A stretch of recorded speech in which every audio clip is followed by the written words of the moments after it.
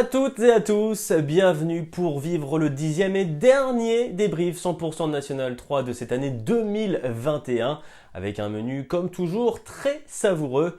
Malgré le report du choc du week-end entre Wassel et le FC Dieppe, vous allez le voir, les clubs de N3 étaient particulièrement en forme ce week-end. Vous verrez dans quelques instants l'intégralité des 18 buts inscrits au cours des 6 rencontres disputées tout au long du week-end.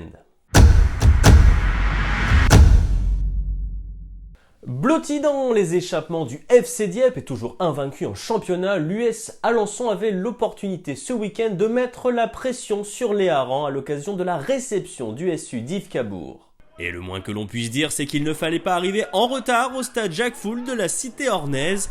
Deuxième minute, suite à un dégagement a priori anodin de Romain Enquincan, le portier local. Le meilleur buteur du championnat, Hakim El Hamdaoui, contrôle idéalement et envoie Caliste Dimuné dans la profondeur. Sonic, l'ancien d'Argentan, se joue de Maxime Verrier et expédie le ballon au fond des filets. Alençon mène déjà 1-0. Loués pour leur qualité collective, les Divés partent alors à la conquête du but adverse, mais ils expérimentent bientôt la redoutable défense qu'Alençon propose à chacun de ses opposants depuis l'entame. C'est finalement peut-être sur coup de pied arrêté que les locaux vont céder dans cette partie. Sur ce coup franc de Samy Baltam, néanmoins, Romain Enquincan se détend idéalement. Bien en place, les Alençonnais procèdent sur tout par contre. Sur l'un d'eux, Hakim El Hamdaoui s'échappe mais pousse trop son ballon. Lui à sa rencontre, Verrier s'interpose. Alors que le score est de 1 partout à la pause, le scénario n'évolue guère en seconde période. Div domine stérilement et Alençon pique par séquence. Sur l'une d'elles, Hakim El Hamdaoui flirte avec son 9e but de la saison, mais Verrier détourne à bout portant sa reprise de la tête. Yves Cabourg se lâche en fin de rencontre mais se découvre aussi. Les Alençonnais vont alors en profiter pour breaker à l'aube du temps additionnel. Le ballon arrive à El Hamdaoui qui réalise un superbe geste pour éliminer Moninda Thiehi. Son centre astucieux est alors repris par Amaury Tessier qui n'a plus qu'à conclure. 2-0 pour Alençon qui va pourtant se faire peur en fin de partie. Notamment en raison de la réduction de l'écart de Michael Marchal, suite à ce bon centre en retrait de Kevin Lefrançois au cœur du temps additionnel. Rien qui ne vienne remettre toutefois en cause la victoire de l'US Alençon qui s'impose finalement sur le score de 2-1.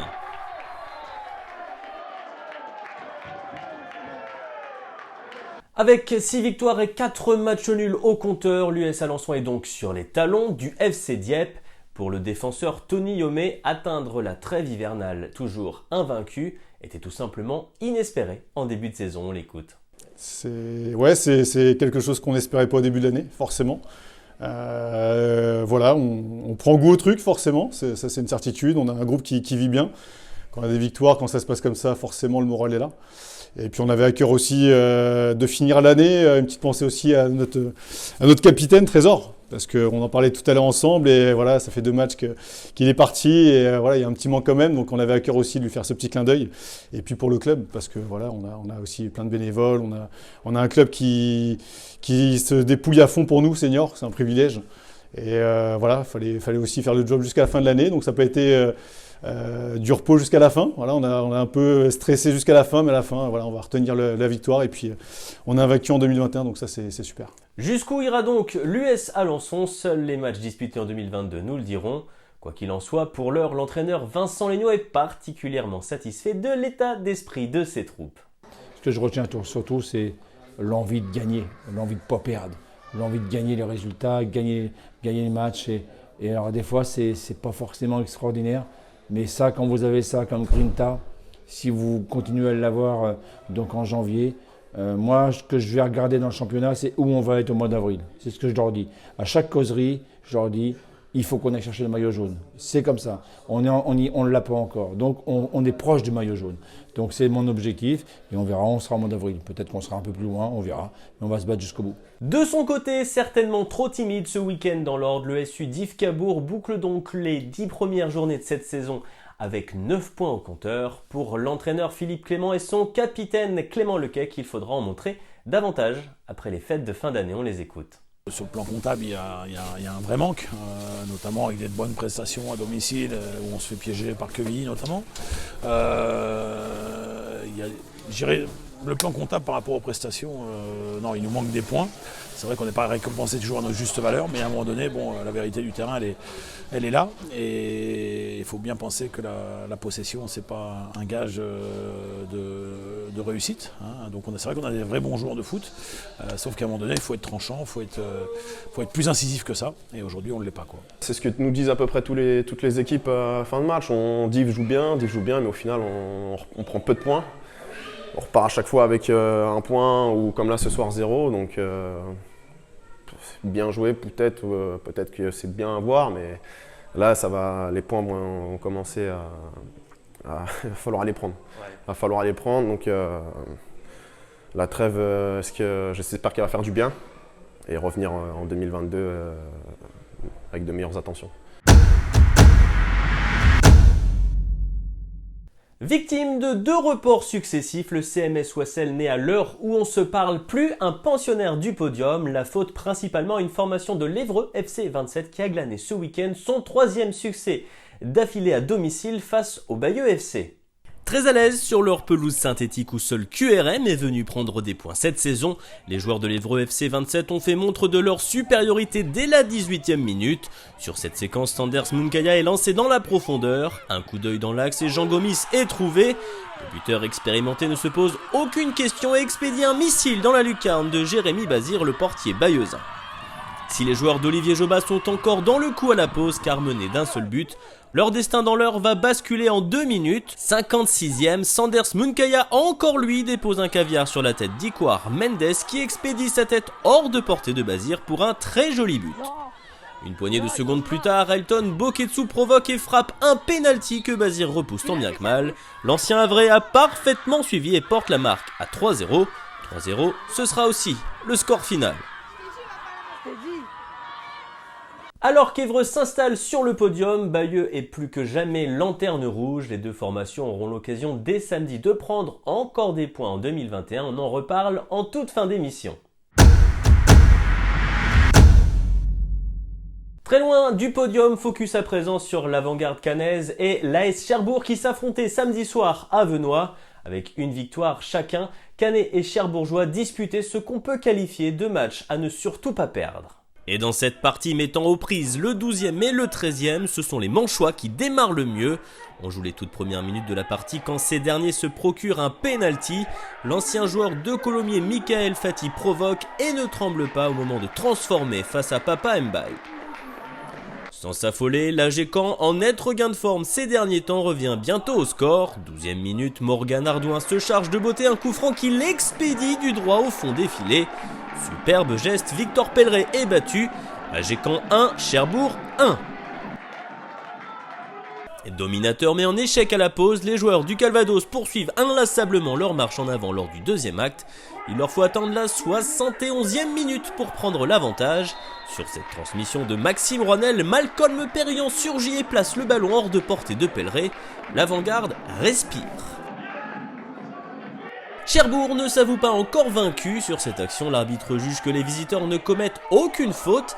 Dans la profondeur, Alexandre Le Guerrier se présente face à Mbaye et finit par se jouer du portier canet. Stupeur dans le camp calvadosien, Cherbourg est revenu et il reste moins de 10 minutes à jouer. S'il aura eu du mal à trouver son vainqueur, ce duel de bas de tableau va finalement basculer une 5e et dernière fois sur penalty comme en début de rencontre. Alors que l'AG Caen jette toutes ses forces dans la bataille, alors que l'arbitre s'apprête à siffler la fin du match, Kevin Goba est fauché en pleine surface. On joue la 97e minute, Morgan Ardouin a son doublé et surtout la victoire au bout du pied. Et il transforme. Stupeur côté Cherbourgeois, immense liesse dans le camp canet. Au bout du bout, l'avant-garde glane son 2e succès de la saison et dépasse sa victime du soir au classement. Ouais, 2e victoire consécutive, donc on arrive à enchaîner malgré la petite coupure de 2 week-ends de suite où on ne jouait pas. Ça a été dur de se mettre dedans et a fait vraiment du bien parce que en plus on arrive à avoir la victoire à la dernière minute. Et ça fait longtemps que, même s'il n'y avait pas grand monde dans le stade, ça fait longtemps qu'on n'avait pas entendu Venoix crier comme ça sur une victoire pour l'AG Caen. Donc ça fait plaisir de faire vibrer le stade et d'avoir une belle victoire. Comptablement on est puni, mais je pense que sur l'attitude on n'a pas été récompensé, mais en tout cas on a vu des signaux, quoi. Et c'est important pour la suite. Donc, faut pas tout jeter non plus. On va essayer de travailler là-dessus, d'essayer de corriger les petits détails qui nous coûtent le gain des rencontres à l'heure actuelle. On perd souvent d'un but, souvent dans des circonstances un peu similaires.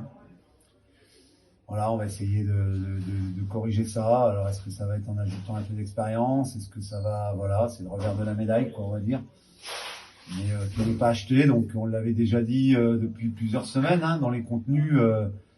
On joue presque mieux que les saisons précédentes.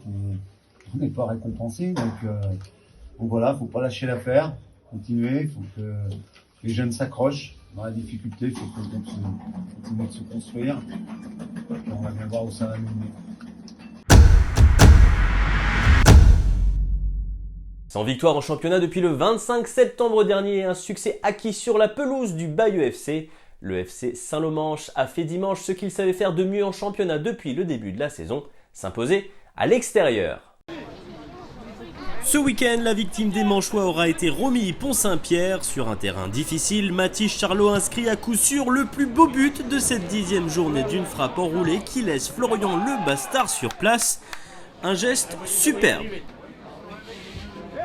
Toujours sous les ordres de l'intérimaire Fabrice Ozou, les joueurs du RPFC sont sanctionnés d'un pénalty à la 54e minute quand Édouard Leroy est bousculé dans la surface. Alors que le Bastard est sur la trajectoire, William Koulibaly achève de pousser le ballon au fond des filets et offre à Saint-Lô de mener 2-0. En fin de partie, Dylan Prodhomme porte même la marque à 3-0. Sur cette récupération, le jeune attaquant de 21 ans se présente face au portier adverse et le bat dans son soupirail gauche. La victoire manchoise, la 4e à l'extérieur en 6 déplacements, est incontestable.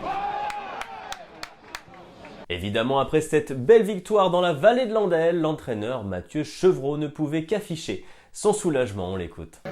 Elle s'est faite attendre. Elle est arrivée loin de nos terres. Je suis vraiment super content parce que l'objectif d'avoir 16 points avec ce groupe-là, avec tout ce qu'il y a eu depuis la mise en route, la période de moins bien, ça bonifie du coup les matchs nuls qu'on a eu, et du coup ça permet à l'équipe de se placer sur un bon début de saison.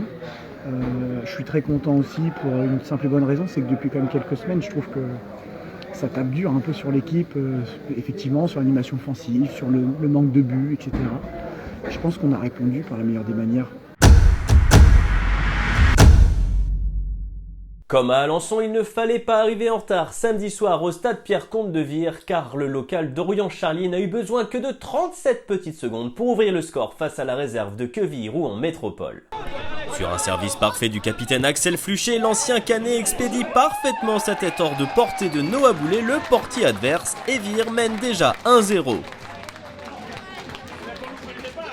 Les Beauquins ne conservent cependant leur avantage que 8 petites minutes. Avec ce mouvement éclair sur une attaque placée, les hommes de William Louiron égalisent par Dylan Gebeli, qui ne laisse aucune chance à Louis Deschâteaux, le gardien virois. Malgré une domination de l'AFV, QRM tiendra le choc et plus rien ne sera marqué dans ce duel de milieu de tableau. Après ce partage des points, l'AF Virois regrettait forcément de ne pas avoir su cueillir son 3e succès de la saison. On écoute tout de suite le buteur d'Orient-Charlier. Moi, je dirais que c'est logique. Je pense que le match nul n'est pas illogique au vu du match. Après, tu as le regret de ne pas gagner à domicile. Tu arrives à ouvrir le score tôt. Après, tu te fais égaliser dans la foulée quasiment. Mais après, le terrain était compliqué. Donc, je pense que le match nul n'est pas illogique au vu du match. On a eu un début compliqué. Des matchs compliqués, pas facile à expliquer, pas mal de blessés, des suspendus, des faits de jeu qui ne sont pas pour nous. Mais depuis 2 matchs, on relève la tête petit à petit. On travaille beaucoup pour. Maintenant, c'est pas suffisant au vu de la qualité qu'on a dans l'effectif. Mais on reste sur 2 matchs où on ne perd plus. Donc on va voir le positif et on va repartir début janvier pour redresser la barre. Autre match mettant une réserve en scène, en l'occurrence 2, le duel entre la baie du Havre et la baie d'Avranches n'a lui non plus pas trouvé son vainqueur samedi soir. Alors que le score était de 0-0 à la pause après un premier acte équilibré à Yvetot où le match était joué exceptionnellement, ce sont d'abord les jeunes Hackmen qui prennent les commandes. Trouvé dans la surface, Yacine Keshta expédie son tir hors de portée de Brice Cognard, le gardien manchois. Alors qu'il restait sur 8 buts encaissés en 2 rencontres, les Avranchinais auront livré une partie de bonne facture. Ils sont finalement récompensés en bénéficiant d'un pénalty en fin de match. Redescendu du groupe national, le joueur prêté par Lille, Darly Nlandu, se charge de la sentence et ajuste le portier adverse. Score final, Le Havre 1, Avranches 1. À l'arrivée, les Avranchinais de Lionel Cottereau étaient satisfaits de ce bon résultat obtenu en Haute-Normandie. C'est un bon résultat qui permet d'enrayer la spirale négative. Ça faisait 4 matchs qu'on n'avait pas gagné depuis le 9 octobre contre Bayeux et on avait pris un seul point contre Wassel. Donc voilà, ce point est forcément le bienvenu et contre une bonne équipe du Havre aujourd'hui. Place à présent au bilan de cette 10e et dernière journée de National 3 en 2021. De ce week-end, on retiendra surtout la victoire d'Alençon sur Div Cabourg. Impressionnante maîtrise, match après match, l'intenable Hakim El Amdaoui et ses partenaires sont solidement accrochés au podium et mettent même la pression sur Dieppe, privé de match ce week-end. Derrière, Évreux et Saint-Lô ont fait forte impression. Les hommes de Romaric Bultel s'imposent depuis quelques semaines comme l'équipe en forme du championnat, tandis que les Manchois ont mis fin à leur série de matchs sans victoire. Dans le bas de tableau, alors que l'AG Caen a confirmé son regain de forme, les Cherbourgeois sont toujours dans leur mauvaise passe et glissent en avant-dernière position. On vous le disait en début d'émission, le National 3 normand nous offrira un peu de rab le week-end prochain avec la tenue de 2 rencontres en retard. Bayeux défiera Wassel en quête d'un exploit, tandis qu'Évreux fera passer un test d'envergure à sa forme olympique du moment sur le terrain de l'Avant-Garde. Le 8 janvier, l'AG Caen et Vire auront rendez-vous à Venoy, toujours dans le cadre des matchs en retard. C'est aussi à cette date que devrait se tenir le choc entre Wassel et Dieppe. La 11e journée pour sa part nous donne rendez-vous le week-end du 15 janvier 2022. Cela commencera très fort par le déplacement périlleux de Dieppe sur le terrain d'Évreux. Cherbourg tentera de se réveiller à domicile contre Wassel, tandis que le derby du Bocage, toujours très attendu, mettra Saint-Lô et Vire aux prises à Louis-Villemer. On aura bien évidemment les 2 yeux sur le déplacement des invincibles alençonnais à Bayeux où ils seront évidemment les favoris. A noter le déplacement compliqué de l'Avant-Garde à Wassel et celui à Avranches de Romilly Pont-Saint-Pierre, certainement avec son nouvel entraîneur. C'est la fin de ce dernier épisode de l'année, ce n'est toutefois pas la dernière vidéo de 2021 puisque nous reviendrons dans un format court sur les 2 rencontres en retard qui seront disputées samedi prochain. Néanmoins, on vous remercie d'ores et déjà pour votre fidélité et pour l'accueil que vous avez réservé à ce tout nouveau programme. Pour l'anecdote, nous avons franchi la barre des 50 000 vues la semaine dernière à l'occasion du 9e épisode. Merci donc du fond du cœur. On vous encourage bien évidemment à partager ce contenu, à liker cette vidéo, à continuer à le faire évidemment comme vous le faites si bien depuis le début de la saison. Merci à toutes les personnes qui ont collaboré de près ou de loin à l'élaboration de cet épisode. Prenez évidemment soin de vous, on se retrouve très vite. Salut!